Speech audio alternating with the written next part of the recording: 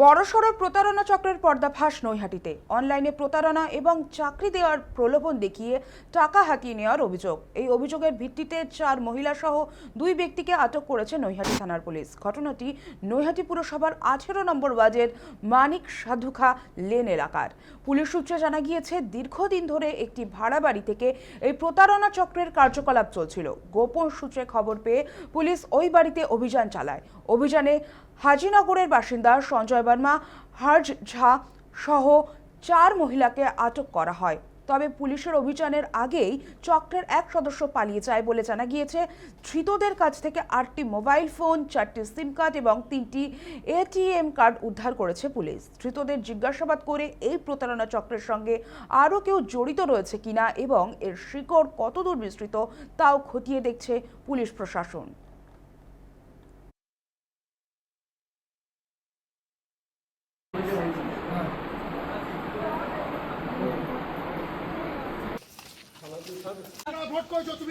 কতদিন ধরে শুরু করেছো চক্র?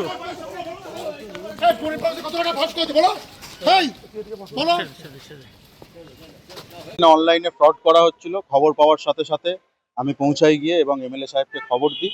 এমএলএ সাহেব তৎপরতার সাথে পুলিশ প্রশাসন এখানে পৌঁছে যায় এবং পুলিশ প্রশাসন যথাযথ ব্যবস্থা নেওয়া অলরেডি শুরু করে দেয়। যারা মানুষের পয়সা মারে, যারা অসহায় মানুষকে নিঃস্ব করে, তারা আমি মনে করি না তারা মানুষের পর্যায়ে পড়ে এবং এদের যথাযথ ব্যবস্থা পুলিশ প্রশাসন নেবে।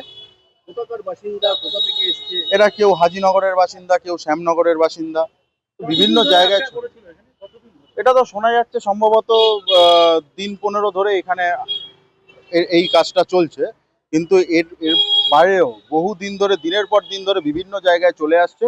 সেই র্যাকেটও আস্তে আস্তে ধরা পড়বে, কারণ আমরা আগেও বলেছি, এখনো বলছি, শাসকের আইন নয়, আইনের শাসন প্রতিষ্ঠা হয়েছে বাংলায়। দুর্নীতি, দুষ্কৃতি, চুরি, ডাকাতি আর এইসব ছিনতাইবাজদের পুলিশ যোগ্য ব্যবস্থা নেবে। এবার সরকার যোগ্য ব্যবস্থা নেবে। এখানে তো মোটামুটি আমরা গিয়ে দেখলাম যে 5-6 জন এখানে কাজ করছিল, তার মধ্যে মহিলাও ছিল। কি ধরনের ফ্রড হতো বলে মনে করছি?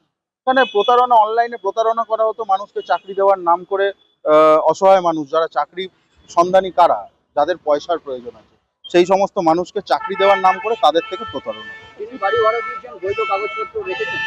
এই বিষয়ে পুলিশ প্রশাসন আছে, পুলিশ প্রশাসন এই বিষয়টা খতিয়ে দেখবেন।